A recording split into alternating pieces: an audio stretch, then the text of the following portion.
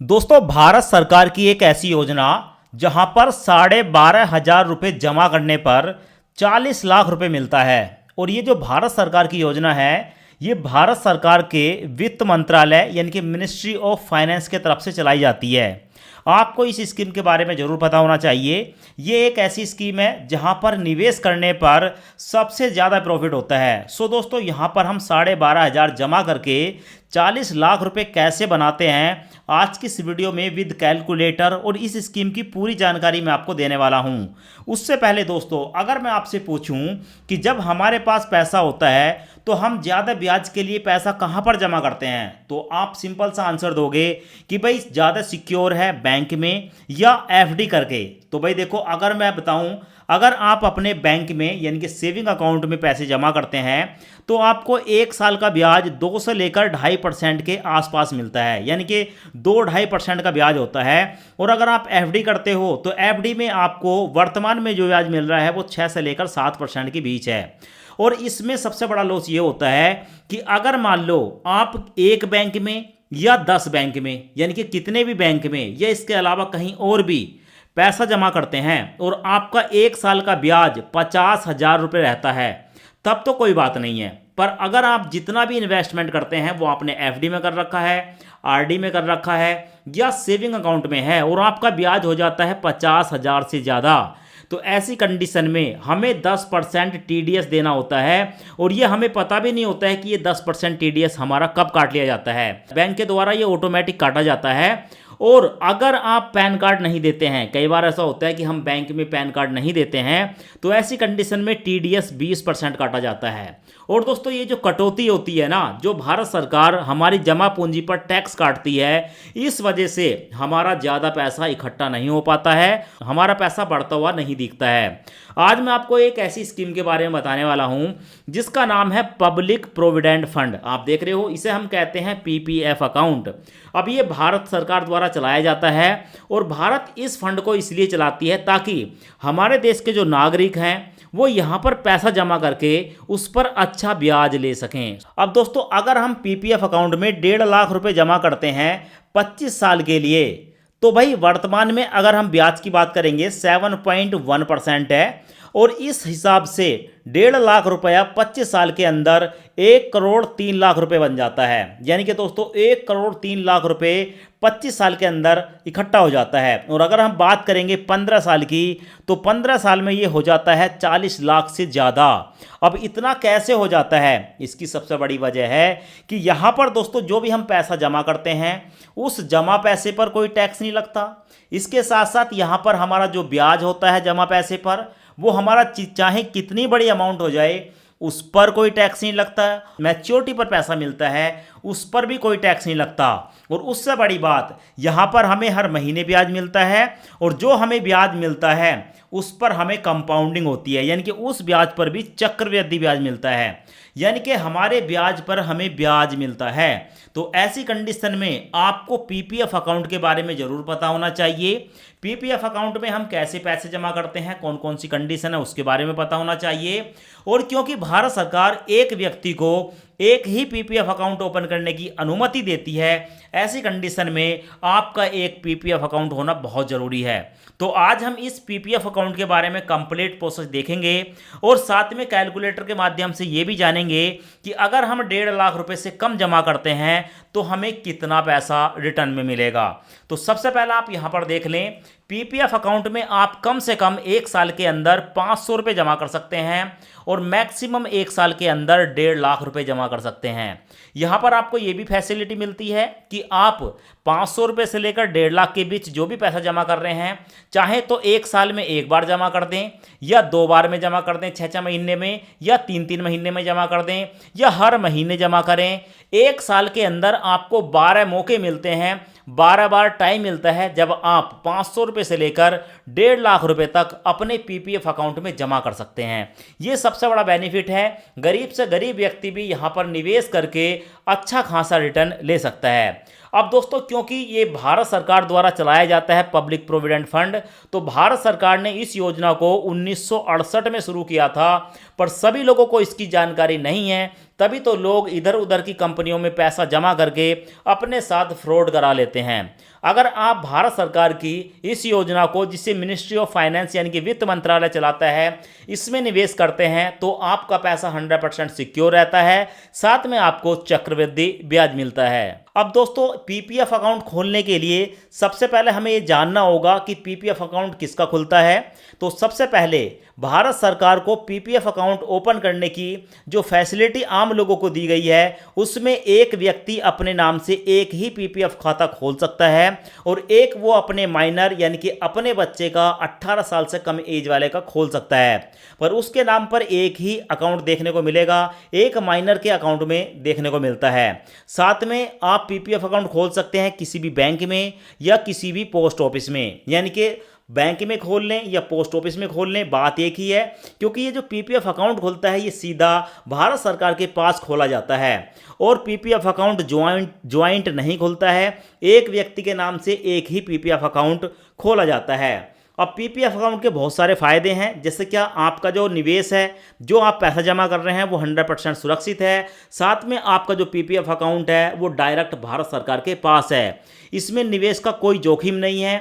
और PPF account का एक और फायदा है दोस्तों, मान लो कोई व्यक्ति ऐसा है जिस पर बहुत ज़्यादा लायबिलिटी है, जिसने बहुत ज़्यादा कर्ज ले रखा है और ऐसी कंडीशन में उसे ये डर लगा रहता है कि कल को अगर उसके साथ कोई घटना हो गई या उसका बिजनेस डूब गया तो भाई उसके प्रॉपर्टी या उसकी जो संपत्ति है उसकी कुर्की हो सकती है। ऐसी कंडीशन में अगर आप अपने पीपीएफ अकाउंट में पैसा जमा कर देते हैं तो भाई कोई भी अदालत आपका जो पीपीएफ अकाउंट है उसको कुर्की करने की अनुमति नहीं देता है, यानी कि कोई चाह कर भी आपके पीपीएफ अकाउंट को छू नहीं सकता है। ये सबसे बड़ी बेनिफिट देखने को मिलता है। पीपीएफ अकाउंट की बात करेंगे तो इस पर भारत सरकार ब्याज दर तय करती है और हर 3 महीने के अंदर भारत सरकार ब्याज बदल सकती है। पर वर्तमान में काफ़ी समय से इस पर जो ब्याज है वो 7.1% के आसपास का है, जो कि 7.1% ही आपको मिल रहा है। इससे पहले 8.5%, 9%, 9.5% तक का ब्याज भी भारत सरकार ने पीपीएफ अकाउंट पर दिया था। अभी बात करेंगे टैक्स की, तो देखो पीपीएफ अकाउंट जो है इसमें आपको EEE कैटेगरी का बेनिफिट मिलता है, यानी कि जो आप निवेश कर रहे हैं उसमें भी आपको 1.5 लाख रुपए तक की छूट होती है, इस पर कोई टैक्स नहीं है। जो आपको 1.5 लाख पर ब्याज मिलेगा उस पर कोई टैक्स नहीं होगा। और उसके बाद चाहे आपकी 1 करोड़ हो जाए, 40 लाख हो जाए, 50 लाख हो जाए, जितना भी अमाउंट आपका इकट्ठा होगा जब वो आपको मिलेगा मैच्योरिटी पर, उस पर भी कोई टैक्स नहीं होगा। यानी कि यहाँ पर निवेश किया गया पैसा 100% बढ़ता है और 100% आपको मिलता है। अब बात करेंगे कितने समय के लिए पीपीएफ अकाउंट ओपन होता है। PPF account lock in period के साथ आता है 15 साल, यानी कि ये आपका 15 साल के लिए ओपन होता है। पर रिटायरमेंट और बच्चों के भविष्य के लिए ये सबसे शानदार योजना है। अब दोस्तों आप सोच रहे होंगे कि यहाँ पर 15 साल की अवधि के लिए हम पैसा जमा करते हैं और हमें उससे पहले ज़रूरत पड़ने लगी तो हम पैसा कैसे निकालेंगे। तो भारत सरकार ने इसका भी प्रबंध कर रखा है। तो सबसे पहले आप यहाँ पर देख लें, जब आप पीपीएफ अकाउंट में पैसे जमा करते हैं तो 1 साल से लेकर 2 साल तक जो आप पैसा जमा करेंगे उस पैसे को तो आप नहीं निकाल सकते हैं, ये तो आपका होल्ड हो जाता है। पर उसके बाद जब आपका तीसरा साल आ जाता है तो तीसरे साल से लेकर 6 साल के बीच, ठीक है, आप अपने जमा पैसे पर 25% तक लोन ले सकते हैं। यानी कि 3 साल से लेकर 6 साल के बीच का जो पीरियड है उस पर आपको भारत सरकार लोन देने की फैसिलिटी करती है। जमा पैसे का 25% लोन के रूप में निकाल सकते हैं इमरजेंसी पड़ने पर, और जो भी आप यहाँ पर जमा पैसे का 25% निकालेंगे उस पर आपका जो ब्याज है वो 1% लगाया जाता है। अब ये कैसे लगता है, जैसे कि मान लो पीपीएफ अकाउंट है, अगर आपको आपके पीपीएफ अकाउंट पर 7.1% का ब्याज मिल रहा है तो आपको जो वापस करना है वो 8.1% करना है, क्योंकि 1% ब्याज आपको एक्स्ट्रा देना है जो कि निकल कर आता है यहाँ पर आप देखेंगे, ठीक है। तो 1% का ब्याज जो है वो हमें लोन के रूप में देना होता है। अब मान लो कि किसी को जो इमरजेंसी है वो 6 साल के बाद पड़ जाए तो ऐसी कंडीशन में 7वें वर्ष से जरूरत पड़ने पर आप अपने जमा पैसे का 7वें साल के अंत में जो बैलेंस होगा उसका 50% निकाल सकते हो। यानी कि यहाँ पर ये भी फैसिलिटी है कि 7 साल के बाद, ठीक है, आप जो है अपने जमा पैसे का 50% कभी भी निकाल सकते हो, निकासी कर सकते हो। अब जान लेते हैं कि अगर मान लो कि आपको पूरा पैसा निकालना है तो उसकी कौन कौन सी कंडीशन है। तो भारत सरकार ने ये कंडीशन भी आपको दी है, जैसे क्या, मान लो किसी का पीपीएफ अकाउंट है, मतलब लेडीज हो सकती है या जेंट्स हो सकता है, कोई भी हो सकता है। तो मान लो जिसकी पीपीएफ अकाउंट है उसको कोई गंभीर बीमारी हो जाए, खुद को, ठीक है, या उसके पति को, या उसकी पत्नी को, या उसके बच्चों को, या उसके माता पिता को, ठीक है, मान लो कोई ऐसी बीमारी होगी जिसमें ज़्यादा खर्चा आ रहा है और उसके पास पैसा नहीं है, तो वो अपने पीपीएफ अकाउंट में, ठीक है, जो भी पैसा है उसको निकाल सकता है मेडिकल सर्टिफिकेट लगाकर, ठीक है, मान्यता प्राप्त जो भी डॉक्टर होगा उससे लिखवा कर पीपीएफ अकाउंट का पूरा पैसा निकाल सकता है। एक तो ये कंडीशन है। और दूसरी कंडीशन है बच्चों की हायर एजुकेशन। आपके बच्चे भारत के अंदर या भारत से बाहर कहीं पर भी पढ़ाई करने के लिए जा रहे हैं, इमरजेंसी में पैसों की ज़रूरत है, तो ऐसी कंडीशन में आप एडमिशन का फॉर्म लगाकर या, ठीक है, जो भी आपकी फीस है उसका डॉक्यूमेंट लगाकर अपने पैसे को निकाल सकते हैं, पूरा पैसा निकाल सकते हैं। एनआरआई, मान लो किसी ने अपना पीपीएफ अकाउंट ओपन कर रखा है, वो विदेश चला गया, तो वीज़ा, पासपोर्ट या एनआरआई का प्रूफ देकर वो भी अपने पूरे पैसे निकाल सकता है। कितना पैसा मिलेगा? तो भाई आपका जो पैसा है पूरा आपको मिलेगा, पर अगर आप 15 साल से पहले पैसा निकालते हैं तो आपका जो ब्याज होगा वो 1% कम हो जाएगा। जैसे कि मान लो अभी ब्याज मिल रहा है 7.1%, तो फिर आपको ब्याज मिलेगा 6.1%। 1% जो ब्याज है वो आपको कब मिलता है? अब दोस्तों पीपीएफ अकाउंट पर हमें ब्याज कैसे मिलता है? तो हर महीने आपको ब्याज मिलता है, पर ब्याज आपको तभी मिलेगा जब हर महीने अगर आप पैसे जमा कर रहे हैं पीपीएफ अकाउंट में, तो आपको 1 तारीख से लेकर 5 तारीख के बीच अपने पैसे जमा कर देने हैं। अगर आप 6 तारीख को जमा करेंगे, ठीक है, तो फिर आपको उस महीने का ब्याज नहीं मिलेगा। बाकी जो भी आपका पहले से पैसा है वो तो उस पर तो आपको पूरा ब्याज मिलेगा, पर जो आपका एक्स्ट्रा पैसा होगा, एक्स्ट्रा उस महीने की किस्त होगी, उतने तक का ब्याज जो वो आपको नहीं मिलेगा। तो पीपीएफ अकाउंट पर पूरा ब्याज लेने के लिए 1 तारीख से लेकर 5 तारीख के बीच आपको जो है वो निवेश कर देना है।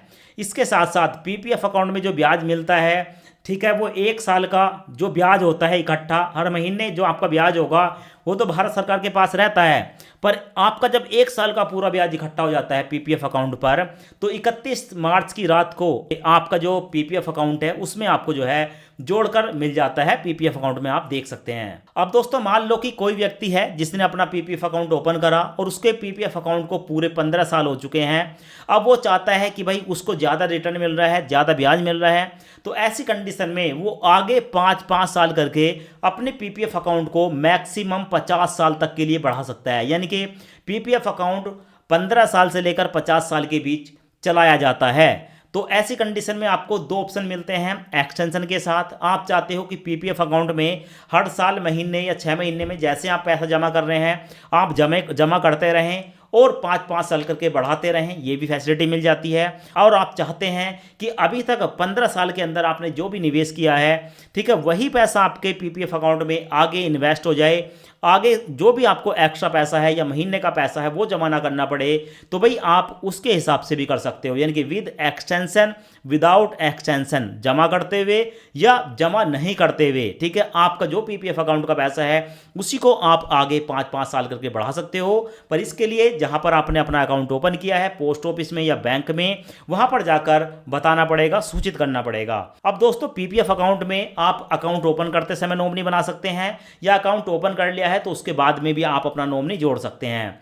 पीपीएफ अकाउंट पर दोस्तों पेनल्टी भी पड़ती है। पेनल्टी क्या होती है? मान लो आपने पीपीएफ अकाउंट ओपन कर लिया और किसी साल आपने मिनिमम 500 रुपये अपने पीपीएफ अकाउंट में जमा नहीं करे, तो ऐसी कंडीशन में आपका जो पीपीएफ अकाउंट है वो डिफ़ॉल्ट हो जाता है और उस साल आपको 50 रुपये की पेनल्टी देकर अपने अकाउंट को फिर से रिन्यू कराना होता है। अब दोस्तों मान लो कि कोई व्यक्ति है उसने 2 साल तक पीपीएफ अकाउंट में पैसे जमा नहीं करे, तो ऐसी कंडीशन में मिनिमम 2 साल के 500 रुपये, 1000 रुपये और 2 साल की जो पेनल्टी है 50 रुपये, 100 रुपये, टोटल मिलाकर उसको 1100 रुपये देने पड़ेंगे, तब जाकर उसका जो अकाउंट है वो फिर से कंटिन्यू होगा। अब दोस्तों मैं आपको पीपीएफ अकाउंट में कितने पैसे जमा करने पर कितने रुपए का लाभ होता है विद कैलकुलेटर दिखा देता हूं। अब यहां पर आप देख सकते हैं ये हमारे पास स्टेट बैंक ऑफ इंडिया का कैलकुलेटर है और एसबीआई के कैलकुलेटर में मैं आपको बताने वाला हूं कितने रुपए जमा करने पर आपको कितने रुपए का फायदा होता है। तो दोस्तों जैसे कि मैंने आपको बताया कि भारत सरकार आपको ये फैसिलिटी देती है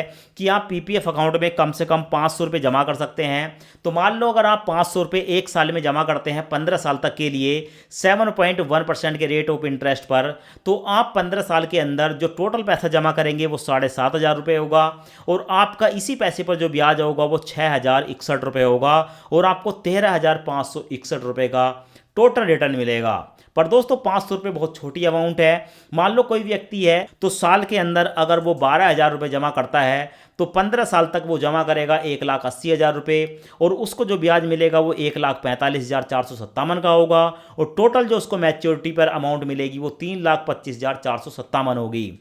ऐसी अगर मान लो पीपीएफ अकाउंट में आप हर महीने हर साल 50,000 रुपये जमा कर देते हैं तो ऐसी कंडीशन में आप जो टोटल पैसा जमा करेंगे वो होगा 7.5 लाख रुपये। आपको जो ब्याज मिलेगा 6,06,070 रुपये होगा, और आपको जो मैच्योरिटी पर अमाउंट मिलेगी वो मिलेगी 13,56,070 रुपये।